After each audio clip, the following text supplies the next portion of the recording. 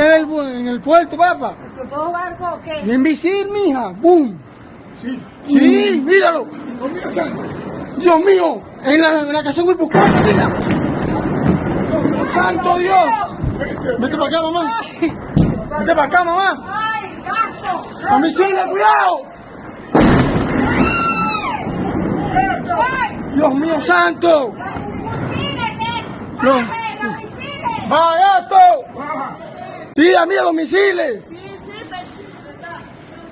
Marico, ¿no viste los que están cayendo? La que son bucanas. Cayó en la casa de Guipuzcoa uno, mira, y hay otro. Ay, no. Mira, son otros. ¿Dónde? Allá, para allá, no sé. Ay. Mierda.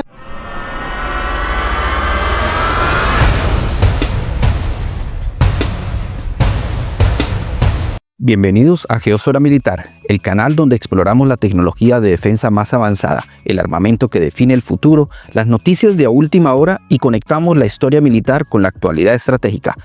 Prepárate para entrar en acción. El despertar del caos y la maquinaria de guerra. Son las 2 de la mañana en Caracas. Mientras el mundo apenas comenzaba a sacudirse del letargo de las celebraciones de Año Nuevo, el cielo de la capital venezolana dejó de pertenecerle de forma súbita y violenta a los venezolanos. En un lapso de apenas 2 horas y 28 minutos, una maquinaria de guerra sin precedentes en la historia de Sudamérica ejecutó lo que muchos, hasta ese momento, consideraban simplemente un guión de película o una quimera geopolítica. La captura y extracción relámpago de Nicolás Maduro y Cilia Flores. Es fundamental entender que esto no fue, bajo ninguna circunstancia, una invasión improvisada o un arrebato de fuerza bruta. Por el contrario, fue la culminación quirúrgica de la Operación Resolución Absoluta. Estamos hablando de un despliegue masivo que movilizó más de 150 aeronaves provenientes de 20 bases diferentes, una auténtica orquesta de fuego y acero coordinada milimétricamente por el Mando Conjunto de Operaciones Especiales, mejor conocido como el JSOC. Para capturar a Nicolás Maduro en el corazón de Caracas, Estados Unidos no envió simplemente una flota, envió un ecosistema de destrucción y precisión. Esta arquitectura tecnológica convirtió la supuesta defensa aérea venezolana en un fantasma, en una reliquia inútil del siglo pasado. La operación, de hecho, no comenzó con el primer disparo de esa madrugada. Si analizamos los datos en retrospectiva, el terreno se preparó con meses de antelación. Desde septiembre de 2025, la operación denominada Lanza del Sur sirvió como un caballo de Troya estratégico bajo la fachada de una intensificación en la lucha antinarcóticos.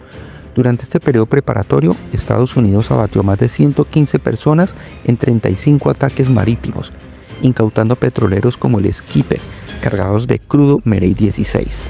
Pero hoy sabemos que el objetivo real era mucho más ambicioso.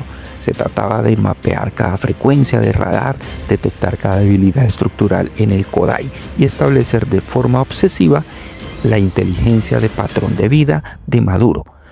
Sabían cuándo dormía, qué comía y quiénes lo rodeaban en cada segundo de su existencia. El mito del muro antiaéreo y el dominio electrónico. Durante años, la propaganda del régimen presumió de poseer una muralla infranqueable. Se hablaba del sistema ruso S-300VM como el guardián absoluto de los cielos bolivarianos. Sin embargo, los expertos militares y los hechos de esa noche coinciden en una conclusión devastadora. Era un cascarón vacío. Para que los helicópteros de asalto pudieran entrar al Valle de Caracas, el espacio aéreo debía ser limpiado, y para ello no se usaron aviones convencionales, sino auténticos procesadores de datos con alas. Aquí entra el juego del sigilo y la supresión. Los F-22 Raptor y los F-35 Lightning II, cazas de quinta generación, volaron sobre Caracas en absoluto silencio radial. Utilizaron sus radares AESA AN-APG-81 para identificar cada batería S-300 activa sin emitir señales que pudieran delatarlos. Pero el verdadero verdugo del Kodai venezolano fue el EA-18G Growler. Esos aviones de guerra electrónica lanzaron un ataque de saturación total empleando sus pods ALQ-99 para quemar literalmente los sensores de los radares chinos J-27, creando miles de blancos falsos en las pantallas venezolanas. Esto nos lleva a lo que llamamos la incompatibilidad tecnológica, Uno de los fallos más críticos del Frankenstein tecnológico de Venezuela fue que operaban radares chinos J-27 Colina del Gato que no estaban integrados digitalmente con las baterías de misiles rusas. En el fragor de un combate moderno, si el radar chino detecta un rastro, no puede pasarle las coordenadas de forma automática al S-300 ruso. Los operadores venezolanos tenían que comunicarse por radio o teléfonos, sistemas que fueron interceptados o simplemente inutilizados por el S-130H con Pascal, que bloqueó las señales de mando y control de la Guardia Nacional y el Ejército, impidiendo que se diera cualquier orden de contraataque coherente. El régimen no solo estaba ciego, estaba total y absolutamente incomunicado. Por supuesto, no podemos ignorar el factor humano. La desidia, la corrupción y el miedo hicieron el resto. Se ha reportado que muchos radares estaban apagados para facilitar vuelos ilícitos del narcotráfico y la falta crónica de mantenimiento dejó inoperativas a más del 60% de las baterías. Los técnicos realmente capacitados en Rusia o China habían desertado meses antes, dejando los sistemas más complejos del país en manos de personal sin experiencia que, ante el primer indicio de ataque, simplemente abandonó sus puestos. Las lanzas de la noche y las municiones de precisión. Con la defensa aérea reducida a escombros electrónicos, entraron en escena los verdaderos protagonistas de la incursión, los Nike Stocks o las 160 SOARs. Estos hombres son los únicos capaces de meter un ejército en un valle fortificado a las 2 de la mañana. Volando a solo 100 pies sobre el agua para evadir cualquier sombra de radar, los helicópteros MH-47G Chinook Block 2 y los MH-60M Black Hawk DAB se adentraron en el corazón del poder. Es importante destacar la tecnología de autoprotección. A pesar del caos, hubo respuesta defensiva. Se documentaron lanzamientos de misiles portátiles Iglas-S o Manpads desde zonas densamente pobladas como Petare y desde el mismo Fuerte Tiuna. ¿Por qué entonces ningún helicóptero cayó? La respuesta reside en el sistema AN/AQ-24 Nemesis. Esos helicópteros disparan un haz de láser infrarrojo directamente a la cabeza buscadora del misil entrante, quemando su sensor y haciendo que el proyectil pierda el rastro de calor, estrellándose inofensivamente lejos de su objetivo. Mientras los transportes avanzaban, el bombardeo de apoyo se ejecutaba con una filosofía no destructiva sino deshabilitadora.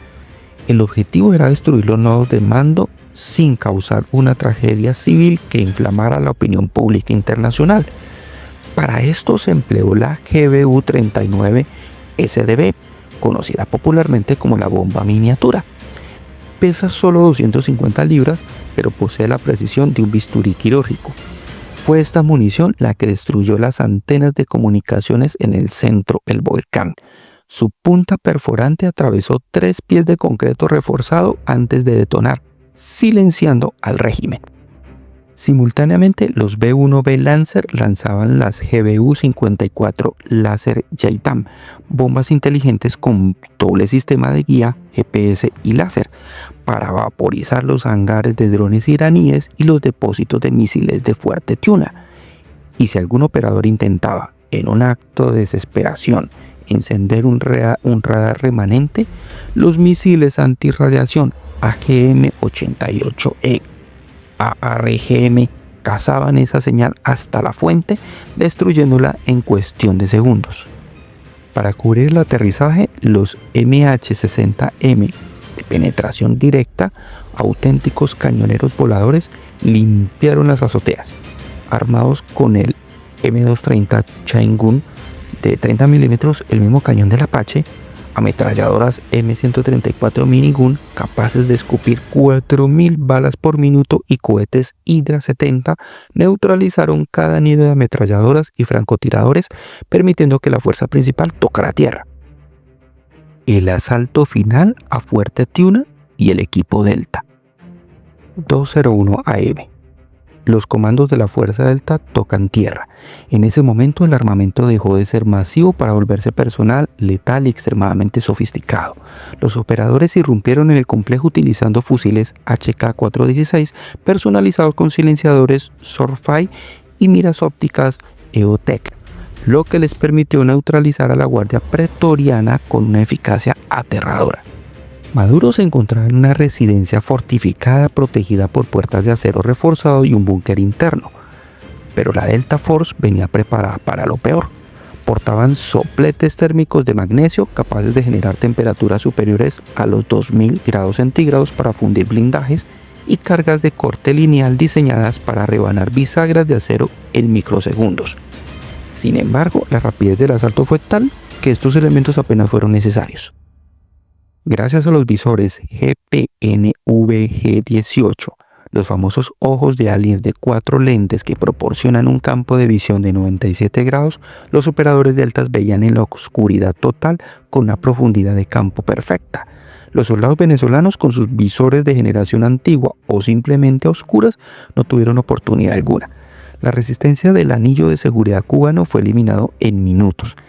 El saldo fue contundente: 32 agentes de inteligencia cubana fallecidos.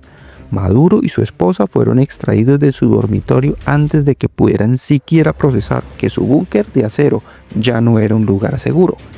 En menos de 5 minutos desde el aterrizaje del primer Chinook, el objetivo de alto valor estaba asegurado y en camino al USS Iwo Jima. El factor geopolítico y el costo de la superioridad. Llegado a este punto debemos preguntarnos, ¿por qué ahora? ¿Por qué esta escala y esta ferocidad? La respuesta trasciende lo político, es puramente estratégica y económica. Venezuela posee las mayores reservas probadas de petróleo del planeta, 303.000 millones de barriles, pero su crudo es pesado y extra pesado. Aquí es donde entra la simbiosis industrial. Las refinerías en Texas y Luisiana están diseñadas específicamente para procesar este tipo de crudo viscoso. Al tomar el control, Washington no solo asegura su independencia energética, sino que le arrebata a Rusia y China su mayor enclave estratégico en el hemisferio occidental. China, que depende críticamente de este petróleo, ahora ve como Estados Unidos tiene la mano firme sobre el grifo energético.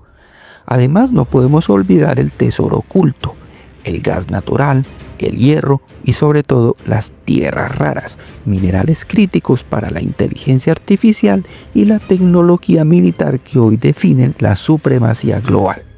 La Operación Resolución Absoluta no solo capturó a un hombre, jubiló para siempre las tácticas de guerra del siglo XX en América Latina. Venezuela, con su arsenal ruso de miles de millones de dólares, fue derrotada por la interconectividad. El mensaje para el mundo fue claro y brutal. No importa qué tan gruesa sea el acero de un búnker o cuántos misiles presumas en un desfile. Si tu enemigo controla los datos, el GPS, la guerra electrónica y la noche, simplemente no tienes defensa alguna.